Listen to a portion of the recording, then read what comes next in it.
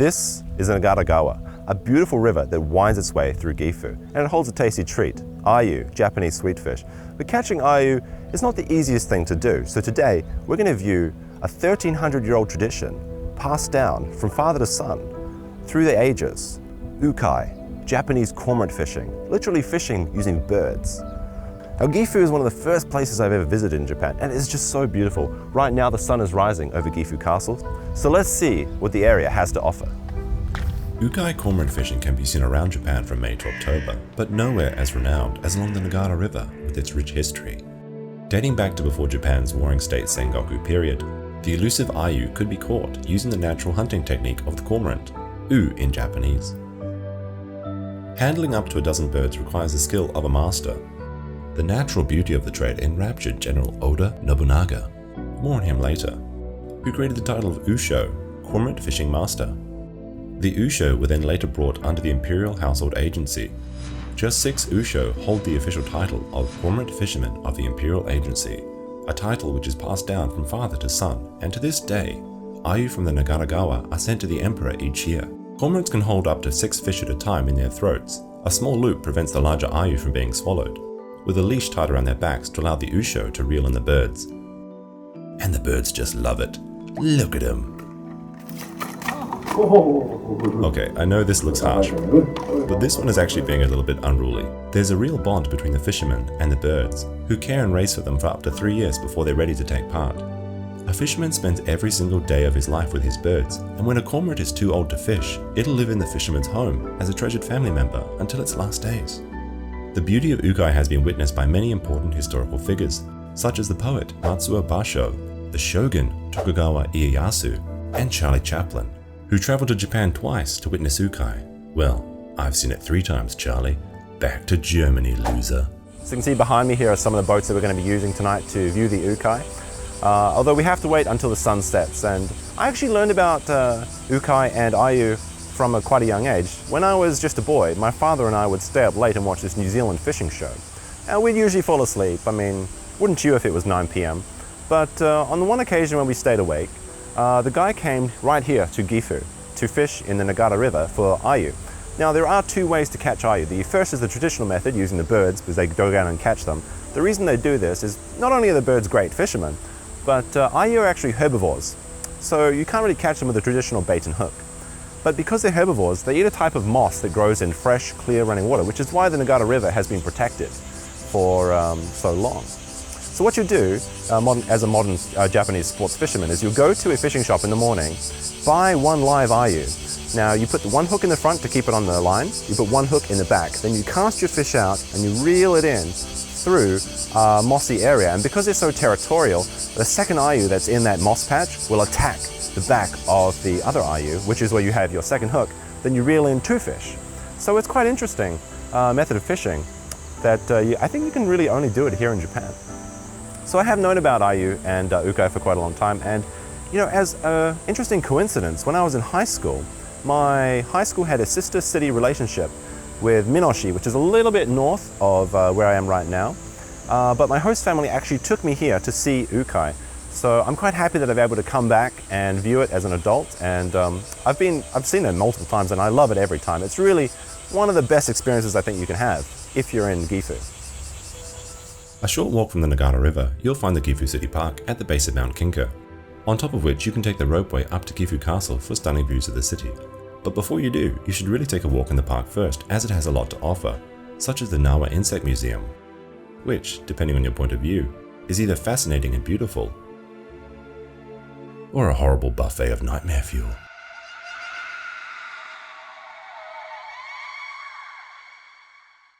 Not to worry if creepy crawlies are not your thing, the park holds slightly cuter residents. Oh my god, a wild squirrel. Do you see him?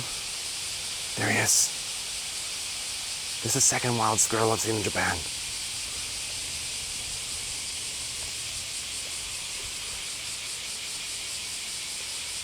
Oh, that's so cute. There's a squirrel. Oh. The first squirrel I saw in Japan was actually at Mount Fuji. It was eating sakura leaves, and I was about to get the most beautiful photo ever. But then I told the photographer next to me, hey look, there's a squirrel. To which he went, eh? And he scared the thing away. So I guess the lesson is, never try to help anyone because you lose the good photos. I can't believe it. Just found the second wild squirrel. I love squirrels. I know they're common in other parts of the world, but from the southern hemisphere, we never see them. So they're super, I get super excited when I see squirrels. And this is actually one of the most beautiful parks.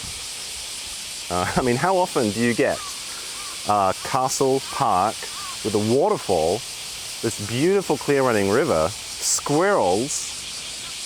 So I have no idea if you can even hear me. There's a waterfall behind me. There's the deafening roar of the summer cicadas. But an interesting fact about cormorants, where I'm from in Australia, we actually call them shags. And actually in New Zealand there's a colony of shags called Shag Point. You know, it's funny, I had a friend in university from America, and I told her this very interesting fact one day.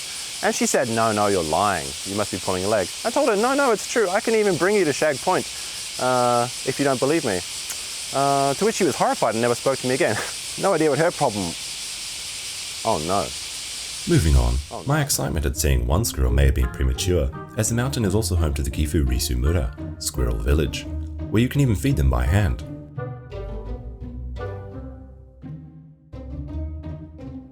However, as villages go, it has a lot to be desired. There are no schools, unemployment is high, but at least they have a real cracker of a pub.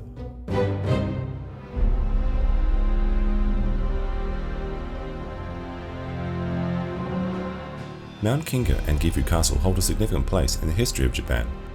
Gifu, due to its central location, has been called the crossroads of the country. Control Gifu and you control Japan was a common phrase during the Warring Sengoku period. Standing majestically atop the mountain, Gifu Castle was nigh impregnable, which is why it was chosen as the base of operations for the feudal lord, General Oda Nobunaga. Nobunaga is considered one of the first great unifiers of Japan, and had such a reputation for war that he was nicknamed the Demon King, and is depicted either artistically as this absolute Chad, or this dude. No. Today, Gifu Castle provides unparalleled panoramic views over Gifu and the Nagaragawa River. On a clear day, you can even see all the way to Nagoya. Regardless of its military significance, it's easy to see why any lord would want to make this their home. North of Gifu Castle in the mountains, there is said to be a pond that looks like a Monet painting. Monet. Oh, not again. And with a few hours before sunset, I decide to take a 40-minute drive to find out for myself. At least it would have been 40 minutes. I took the bus, which takes 2 hours. But at least the old lady sitting next to me gave me this hard candy. Yeah, I still got it. Traveling into the mountains, surrounded by the tall trees along the winding canyon river, you'll see some of the most vibrant rivers in Japan before finally arriving at the pond with no name, called Monet's Pond. Well that's kind of a name, but okay.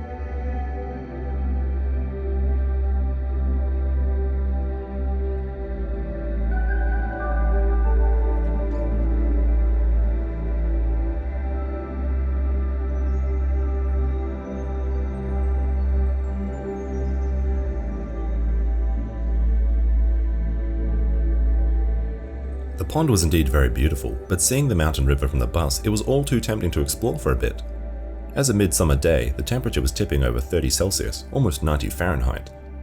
And with this paradise all to myself, I couldn't resist taking a dip to cool off. But yeah, it's been a crazy hot day, and I've been sweating all day. I've been sweating, I stink. This ice water is gonna be a shock when I jump in, but I'm already halfway in, so why not? But yeah, this is seriously a very beautiful place. Alright, as soon as I see an Ayu, I'm gonna jump in and try and get it on camera. Let's just go. 3, 2, 1.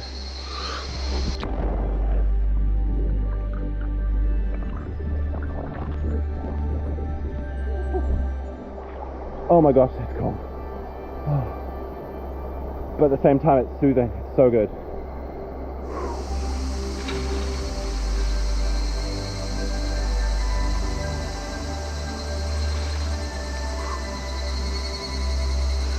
Feels so good.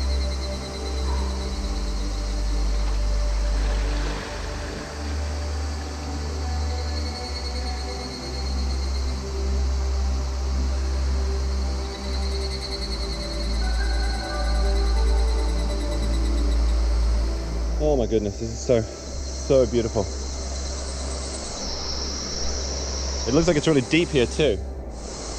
Well, only one way to find out.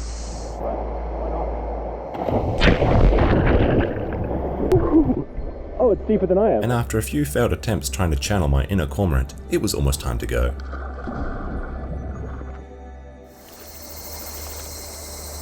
So before I went for my little swim, I put a bottle of ice wine in the river. Figured it was appropriate. Last time I was up in Gifu,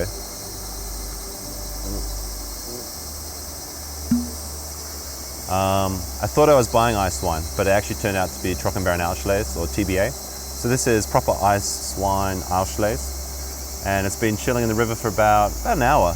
Had a nice little dip here.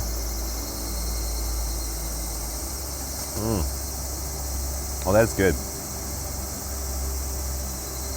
You know, it's funny. So I only thought I was going to come up here for the Monet Pond, and the bus only comes every 2 hours, so I didn't know what I was going to do.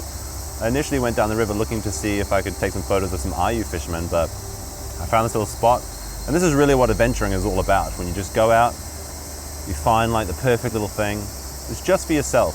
I mean, don't get me wrong, this would be great if you had some friends, some barbecues, some drinks and everything, but I've got this pristine river to myself. I've got some really nice drinks, and it's been a great morning.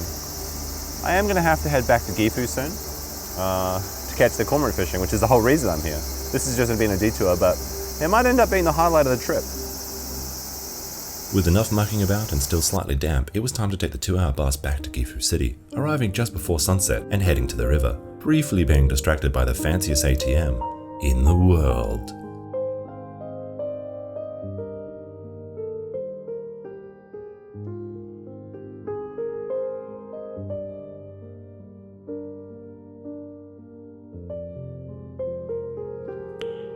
Nice. So when I was here for my high school trip, my friends and I would walk around at night along the river. And my friend Jordan and I actually would do that quite a bit. Here's a picture of us when we were kids. Try not to judge, it was the blunder years. There was this ramen truck, like a real old-fashioned traditional sort of ramen truck.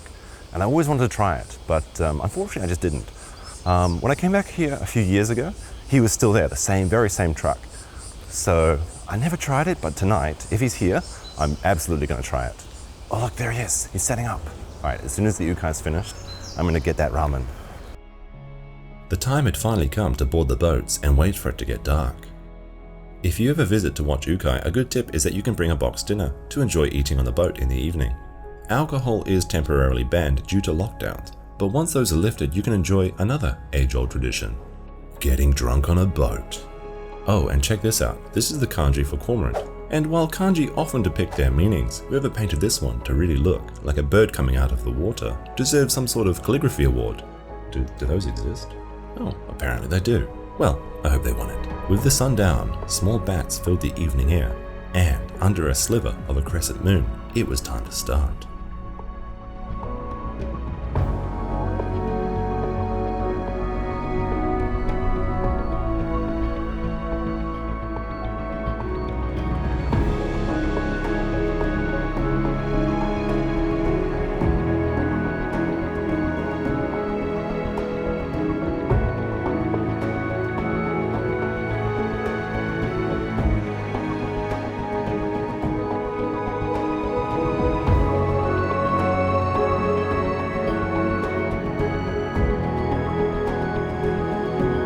The event culminates in the 6 boats, each holding one of the Usho masters, making a final pass down the river before presenting their catch for the day.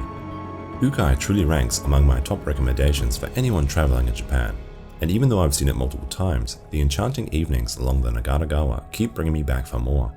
And just before heading home, I also finally tried that ramen that I first saw back on my trip to Japan all those years ago. And coming up on Inaka Adventure, new videos every week.